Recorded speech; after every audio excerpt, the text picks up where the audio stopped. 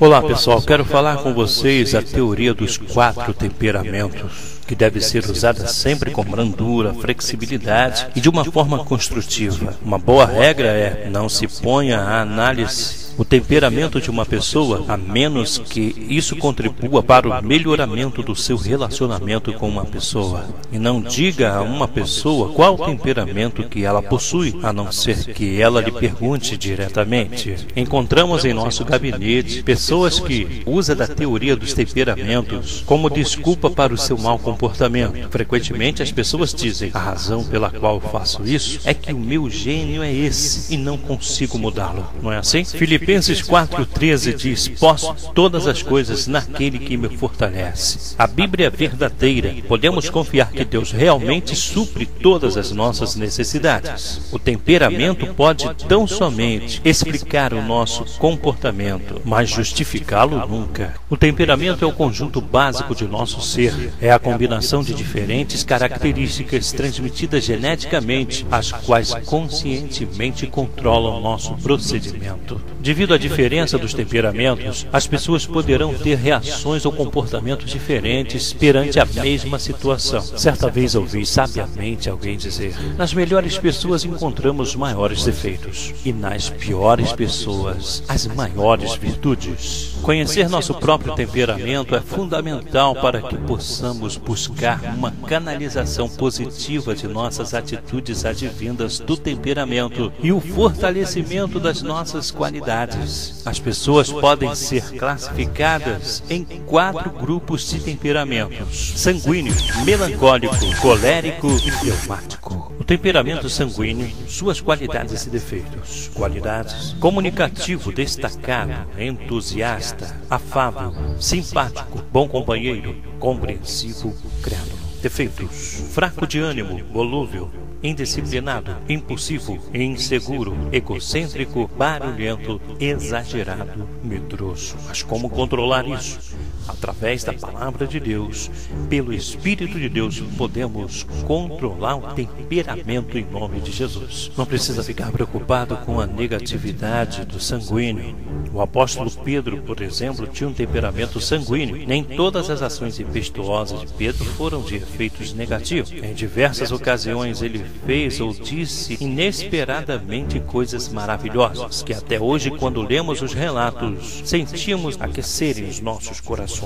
Os sanguíneos têm essa agradável capacidade. Na hora em que está mais irritado por causa da falta de compreensão alheia, o sanguíneo faz uma coisa que inspira afeto. Assim era Pedro. É muito difícil não amar um sanguíneo, às vezes, apesar dele mesmo. Você pode conferir em Lucas 5, de 1 a 11. O apóstolo Pedro era desinibido e sincero, Lucas 5, 8. Comunicativo, sempre respondia com entusiasmo às emoções do seu coração, Mateus 14, 28, João 18, 10. Tinha coragem, 1 Pedro 4, 13. Sabedoria, 1 Pedro 4, 19 e 20. Alegria, 1 Pedro 5, 41. Humildade, 1 Pedro 10, 25 e 26. Amor, 1 Pedro 10, 21 a 28. Amabilidade, 1 Pedro 11, 4. Paciência, 1 Pedro 12, 16. E liderança, 1 Pedro 15, 7. Melancólico, qualidades e defeitos. Qualidades: habilidoso, minucioso, sensível, perfeccionista, esteta, idealista, leal, dedicado. Defeitos: egoísta, amuado, pessimista, teórico, confuso, antissocial, crítico, vingativo, inflexível. Temperamento melancólico. Moisés tinha um temperamento melancólico. Muitos personagens da Bíblia demonstram possuí-lo, mas Moisés foi o mais destacado. Moisés era talentoso. Atos 7, versículo 22. Abnegado. Hebreus 11, 23 a 27. Extremamente dedicado. Hebreus 32, versículo 31 e 32. Mas sofria de um complexo de inferioridade que trazia uma das suas fraquezas do melancolismo. Hebreus 3, versículo versículo 11 a 13. Hebreus 4, 1, versículo 3, 10 e 13. Muitas das vezes se deixava dominar pela ignorância. Números 20, versículo 9 a 12. E pela depressão. Números 11, versículos 11 a 15. E seu encontro com o Senhor no Monte Horebe e a frequente busca pela sua face. Contudo, fizeram dele um homem cheio do Espírito Santo, um líder destemido, e tornou-se um homem mais manso da terra. Números 12, versículo 3. Suas qualidades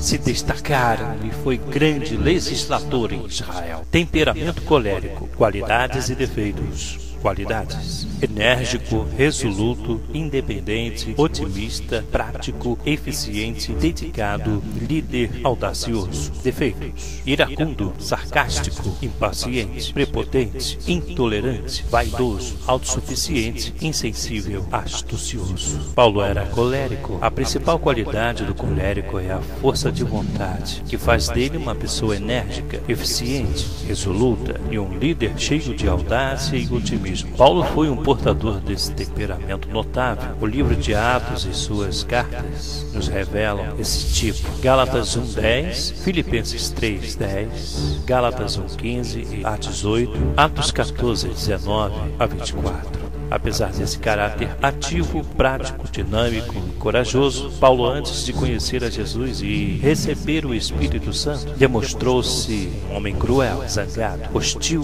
e amargurado. Atos 9, insensível. Atos 7:58, astucioso e prepotente. Atos 9:2. Ele testificou de si mesmo, o que vimos em 1 Timóteo 1:12 a 16. Porém, o enchimento diário do Espírito Santo, a entrega de suas falhas a Deus, 2 Timóteo 12, 7 a 10, fizeram dele um líder apto a escrever Gálatas 5:16. Olhando para suas fraquezas, ele confirmou: posso todas as coisas naquele que me fortalece. Filipenses 4:13. E quando nós olhamos para a nossa fraqueza, olhamos para o nosso lado negativo, nos fortalecemos em Deus. Pense nisso.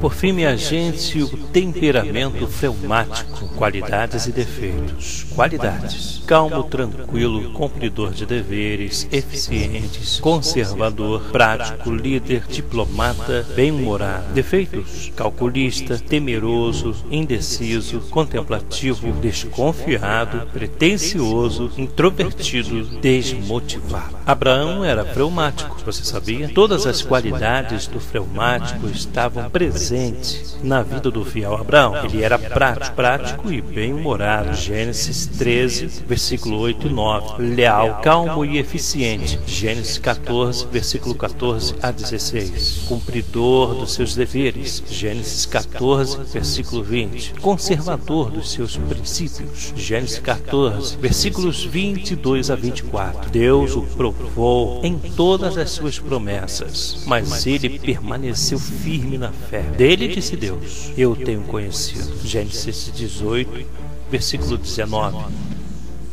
Todavia, ele apresentava também os defeitos. Todavia, ele também apresentava os defeitos desse tipo de temperamento. Vamos saber? Com o crescimento da vida espiritual, submissão a Deus, assumiu suas posições e foi liberto da incredulidade. Hebreus 11, versículos 8 e 9. Do medo, por exemplo, Hebreus 11, 17. Fortalecido na fé, Gênesis 22, 8. Apesar do seu temperamento, seu direcionamento a Deus o fez um dos maiores homens que já viveu.